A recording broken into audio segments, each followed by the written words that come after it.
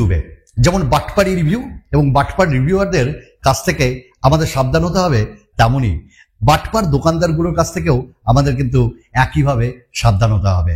কি, আপনার কাছে টাকা আছে তাই না, আপনি ফাঁকা করতে চলেছেন ওই আপনার কাছের কোনো দোকানে গিয়ে স্মার্টফোন কিনতে গিয়ে, তাই না?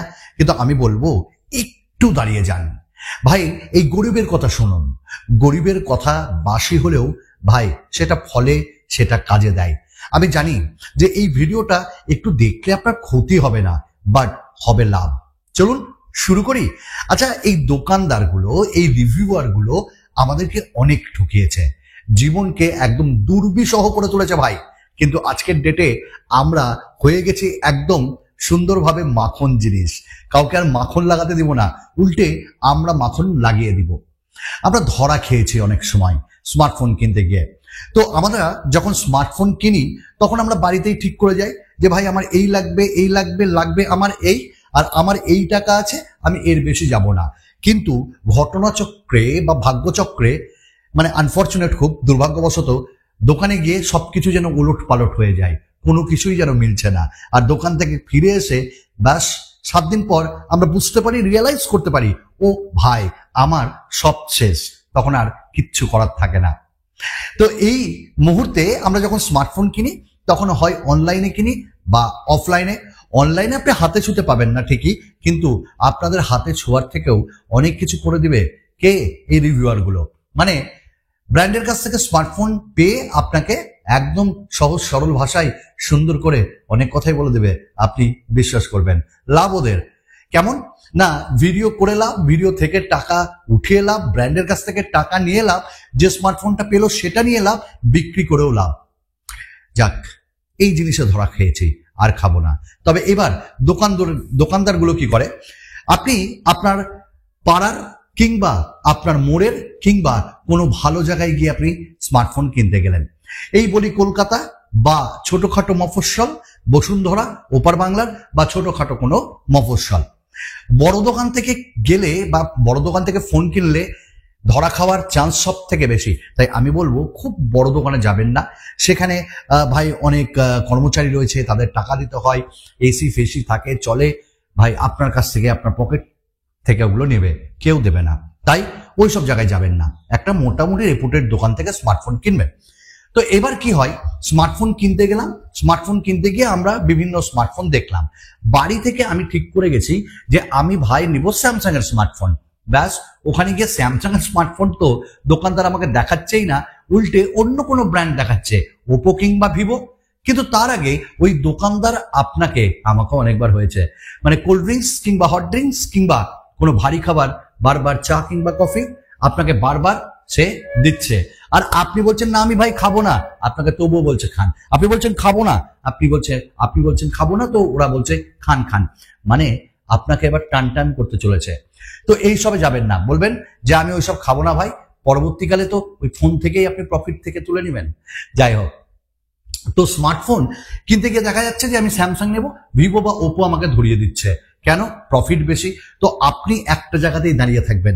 আপনার যদি স্যামসাং পছন্দ হয় তাহলে স্যামসাংই কিনুন। আপনি অনলাইনে দেখে নিন দাম, আপনি অনলাইনে অফিসিয়াল সাইটে সেই স্মার্টফোনগুলোর দাম দেখে নিন, এবং দাম দেখার পর আপনি যান। আর আমি তো বলবো একদিন আগে, ধরুন আপনি স্মার্টফোন কিনবেন আগামীকাল, আজকে গিয়ে আপনি মোটামুটি মার্কেট চষে ফেলুন, এবং চষে ফেলে কোন স্মার্টফোনের দাম কিরকম, কোন স্মার্টফোনের ফিচার্স কিরকম, ইন হ্যান্ড ফিল নিয়ে নেন। তারপরের দিন গিয়ে ফাইনাল করে বাড়িতে এসে ভালো করে রিসার্চ করে আপনি স্মার্টফোন কিনুন, কেউ ঠকাতে পারবে না। যাই হোক, ধরতকটা মারপেরে কাজ করবেন না। এবার আপনি বলছেন স্যামসাং নিব, বলছে ভিভো বা ওপো নিব। আপনি বলবেন ও ভাই, অত ভিভো বা ওপো দেওয়ার কি হয়েছে? কমিশন, তো কমিশন তাই ওরা পায়, তো আপনি কমিশন পাবেন না, আপনি ওই স্মার্টফোন নেবেন না। আপনি বলবেন আমার যেটা চাই সেটাই আমাকে দেওয়া হোক, আদারওয়াইজ আমি অন্য দোকানে যাচ্ছি, দোকানের তো আর কমতি নেই। নেক্সট, যেমন আপনাকে ওরা ক্যামেরাতে ভোলাবে ভিভো কিংবা ওপোতে, আপনাকে ওরা ডিসপ্লেতে ভোলাবে, আপনাকে ওরা ব্যাটারি বা অনেক কিছুতেই ভোলাবে, বা দারুণ ডিজাইনে। আপনি বলবেন পারফরমেন্সটা কি? অর্থাৎ অনেক ক্ষেত্রে দেখা যায় পারফরমেন্সটা তারা লুকিয়ে ফেলে, পারফরমেন্সের দিকে তারা নজর দেয় না।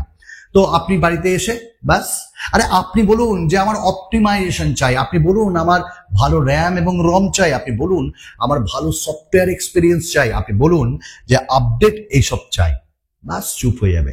ভিভো কিংবা ওপো কিংবা অন্য কোনো ব্র্যান্ড, আমি খারাপ বলছি না ভাই, কিন্তু ব্যাপারটা তো আপনার টাকা, আপনার মানে চিন্তা ভাবনা, আপনার ইচ্ছা শক্তি, কোনটা কিনবেন আমি কোন হরিদাস পাল হে যে আপনাকে বলে দেবো এটাই কিনুন, তো এটা আপনি দেখে নেবেন।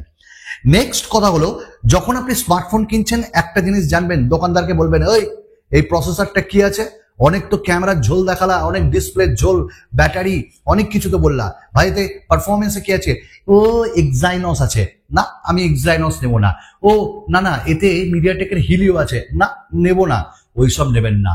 কি নেবেন? স্ন্যাপড্রাগনের প্রসেসর। বরাবরই আপনাদের বলে এসেছি স্ন্যাপড্রাগনের প্রসেসর বেটার হয় ভাই। এবার স্ন্যাপড্রাগনের প্রসেসর নিয়ে স্মার্টফোন কিনলে মোটামুটি 5-6 বছর ভাই একটা স্মার্টফোন চলে, কিন্তু মিডিয়াটেক কি খারাপ? না। স্ন্যাপড্রাগনের 7 সিরিজ জেন সিরিজ যেগুলো সেগুলো নেন, 8 সিরিজ নেন যদি আপনার কাছে টাকা থাকে, অথবা আপনি মিডিয়াটেকের ডায়মেনসিটি গুলো নেন, এবং অন্তত বেঞ্চমার্ক স্কোর এবং তার গেমিং এক্সপিরিয়েন্স ওগুলো আপনি দেখে গেছেন, সেই স্মার্টফোনটা নেন। নেক্সট হলো অফার কি কি আছে সেটা অনলাইনে চেক করে নিন, এবং সেখানেও কি সেই অফার আছে, কোনো কার্ড বা কোনো ব্যাংক বা কোনো এক্সট্রা ডিসকাউন্ট, ওইটা ওরা ঘাপ করে খেয়ে নিবে, ওটা খেতে দেবেন না। শাওমির ক্ষেত্রে বেশিরভাগ ক্ষেত্রে অনলাইন স্টোরে হয়, সেইগুলো একটু নজর রাখবেন। নেক্সট, আপনি সেকেন্ড হ্যান্ড ফোন কিনবেন না, অথবা আনঅফিসিয়াল ফোন ওপার বাংলায় কিনবেন না।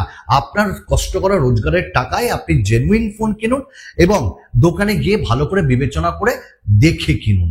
নেক্সট যেটা, আপনি কয়েকটা জিনিস দেখুন, আপনার স্মার্টফোনের পারফরমেন্স কিরকম, আপনার স্মার্টফোনের আফটার সেল সার্ভিস আছে তো সেই ব্র্যান্ডের, সেটা দেখুন। আপনি দেখুন ডিসপ্লে কেমন, আপনি দেখুন যে সেখানে ব্যাটারি থেকে চার্জিং থেকে 68 ওয়াটের চার্জার রয়েছে তো, বা মোটামুটি একটা ফাস্ট চার্জিং রয়েছে তো, ভালো পারফরমেন্স দেওয়া প্রসেসর রয়েছে তো, ক্যামেরা কেমন, সেগুলো সব দেখে নিন, তারপর একটা স্মার্টফোন আপনি কিনুন। আজকে ডেটে 5G অবশ্যই কিনুন, 5G ছাড়া কোনো উপায় নেই। আরো একটা কথা বলি, যেটা যে আজকে যে দোকান থেকে কিনছেন তার আফটার সেল সার্ভিসটা কিরকম, দোকানের উপরও বর্তায়, দোকানের ব্যবহার ভালো তো, সেটা আপনি ফোনটা কিনে নিয়ে গিয়ে যদি কোনো প্রবলেম হয় আপনি আসেন, সে আপনাকে হেল্প করবে তো, সেই রকম পরিচিত দোকান থেকে কিনুন। যদিও পরিচিত দোকানদারই বেশি একদম ক্ষতি করে। যাই হোক, এটা একটু বুঝে শুনে নেবেন। আর আরো একটা কথা বলি ভাই, দেখুন স্মার্টফোন কিনবো তো অবশ্যই, সেখানে আপডেটের ব্যাপারটা কিন্তু খুব জোর দিয়ে দেখবেন, কারণ আজকে ডেটে আপডেটটাই আসল। আপনাকে ওই স্মার্টফোন কেনার পর আপনাকে বললো, ও দাদা ব্যাক কেস লাগবে নাকি, ফ্রন্টের মানে ওই যে যে কি বলে ওটাকে, আমি ভুলে গেলাম, যে গ্লাস লাগবে নাকি, আচ্ছা একটা ভালো হেডফোন দিব নাকি, TWS দেবো নাকি, কিচ্ছু লাগবে না, ওটা আপনার ফ্রি না, ওটা আপনার ফোনের মধ্যে এক্সট্রা করে গুঁজে দিবে টাকা। তো এটা দেখবেন। এক্সট্রা ওয়ারেন্টি তারা অনেক সময় বলে, ভাই 1 বছরের এক্সট্রা ওয়ারেন্টি করে দিই, ভাই নেবেন না। অথবা এখন তো আবার লাইফ ইন্স্যুরেন্সও হয় এইসব স্মার্টফোনের, করবেন না। তো আমার মনে হয় এই জিনিসগুলো দেখলে আপনিও বাঁচবেন, আপনার আত্মীয় স্বজন বা বন্ধু বান্ধব পরিবার এরাও বাঁচবে। তো এরা সব ধান্দা করার জন্য বসে আছে, এরা সব প্রফিট করার জন্য। অবশ্যই দোকানদার তো প্রফিট করবেই, কিন্তু এমন প্রফিট না যে মানুষকে একদম ক্ষতিগ্রস্ত করে। আপনার কাছে 10,000 টাকা থাকলে 10,500 পর্যন্ত যান, 11,000 যান, 15,000-এ স্ট্রেচ করে নিয়ে যেন না। আবার আপনার যদি 15,000 থাকে, 25,000 টাকার ফোন অবশ্যই দেখেন না, কারণ তারা প্রথমে আপনাকে দামি ফোনই দেখাবে, তারপর আপনার 15,000-এর ফোন আর ভালো লাগবে না। যদি 30,000 টাকা থাকে, 60,000 টাকার ফোন দেখবেন না ভাই। 30,000 টাকা থাকলে বলবেন আপনি 20,000 টাকা থেকে আমাকে স্মার্টফোন দেখান। এই রেঞ্জে এত কিছু, 20 থেকে 30,000-এর মধ্যে কম দেখতে দেখতে 30,000-এর ঠিক একটা চোখে লেগে যাবে আমার মনে হয়।